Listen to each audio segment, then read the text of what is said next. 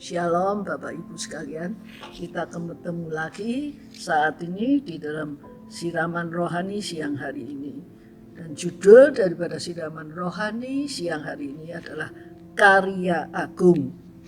Yohanes 21 ayat 17 mengatakan, kata Yesus kepadanya untuk ketiga kalinya, Simon anak Yohanes, apakah engkau mengasihi aku? Maka sedihlah hati Petrus, karena Yesus berkata untuk ketiga kalinya, apakah engkau mengasihi aku?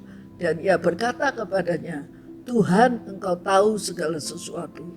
Engkau tahu bahwa aku mengasihi engkau, kata Yesus kepadanya, gembalakanlah domba-dombaku. Suatu saat seorang pelukis duduk menghadapi selembar kertas kosong. Satu persatu cat warna ia bubuhkan ke kertas itu. Tiba-tiba seseorang menyenggol tangannya dan lukisan itu tercoret. Sepertinya lukisan dan karyanya itu berakhir.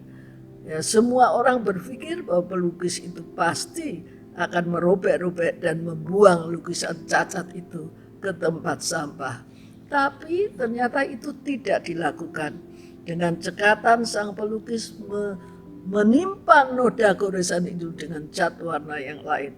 Luar biasa di tangan sang pelukis andal. Lukisan cat itu dapat menjadi sebuah lukisan lain yang sangat indah. Ya, jadi kita tahu bahwa seorang pelukis yang handal dapat merubah akan lukisan yang cacat menjadi sesuatu yang indah.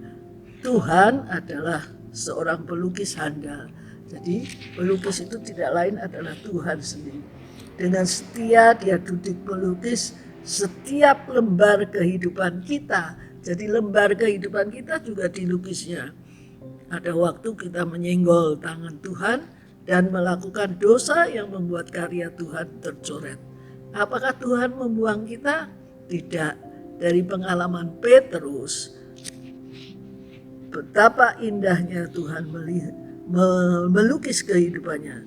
Dari penjala ikan menjadi penjala jiwa atau manusia. Itu yang dilakukannya. Dan Tuhan tetap tidak membuang, tapi Tuhan mau terus memakai kehidupan daripada Petrus untuk menjadi saluran berkat. Dan kita baca lagi, masih ada hal yang dilakukan. 3 kali Petrus menyangkal Tuhan. Ya, pernah di dalam kisahnya kita tahu bahwa Petrus menyangkal Tuhan 3 kali, ya. Dan kita berpikir, wah, kehidupannya itu sudah tercoret lagi, ya. Apakah Tuhan berhenti dan membuang dia dan tidak mau memakai hidupnya? Tidak sama sekali. Yesus berkata, gembalakanlah domba-dombaku. 3 kali Petrus mencoba mencoret karyanya, dan 3 kali pula Tuhan membubuhkan warna kasih yang menghilangkan noda coratan pelanggarannya. Ya. Mungkin hidup kita, kehidupan kita juga sudah tercoret. Kesalahan demi kesalahan kita lakukan, maksudnya kita melakukan dosa yang kita perbuat. Lalu kita sedih dan terhanyut dalam kesedihan. Jika demikian, kita harus datang kepada Tuhan dan menyerahkan lukisan hidup kita kepadanya. Tidak peduli betapa parah pelanggaran dosa kita, Tuhan mampu memperbaikinya. Warna kasihnya dapat menghilangkan noda coretan yang kita buat, sehingga akhirnya kita melihat bahwa karya Maha Agung yang sangat indah, luar biasa dari kehidupan kita masing-masing. Kita semua ini adalah hasil daripada karya kasih Tuhan yang luar biasa. Dan apa yang kita lakukan dalam kehidupan kita harus kita pakai untuk memuliakan Tuhan. Ya, jangan dipakai untuk yang lain. Tuhan akan memberkati kita semua. Bersyukur kalau Tuhan adalah pelukis andal kita semua. Ya, jadi jangan disia-siakan. Seperti tertulis di Yesaya 1:18. Dikatakan di situ demikian, sekalipun dosamu merah seperti kermisi dan menjadi putih seperti akan menjadi putih seperti salju. Sekalipun berwarna merah seperti kesumba, akan menjadi putih seperti bulu domba. Itu yang dijanjikan Tuhan. Jadi betapa parah kita sudah melakukan kesalahan-kesalahan kita. Kalau kita datang dan menyerahkan lembar hidup kita kepada Sang Pelukis itu, maka Dia dapat membuktikan warna kasih yang sungguh-sungguh luar biasa, sehingga kehidupan kita boleh menjadi sesuatu yang indah, yang luar biasa hasilnya. Apapun yang Tuhan tunjukkan, apapun yang Tuhan jadikan kita, itu akan mempermuliakan Dia senantiasa. Jadi dikatakan sekalipun sudah parah, merah seperti kermisi, akan menjadi putih seperti salju. Hebat ya, merah kermisi menjadi putih seperti salju. Berwarna merah seperti kain kesumba, akan menjadi putih seperti bulu domba. Ini yang dijanjikan Tuhan dan pasti akan terjadi di dalam hidup kita. Maka jangan kita lama-lama berpikir mengenai dosa-dosa yang kita lakukan. Itu semuanya sudah dicuci bersihkan, sudah diputihkan oleh Tuhan.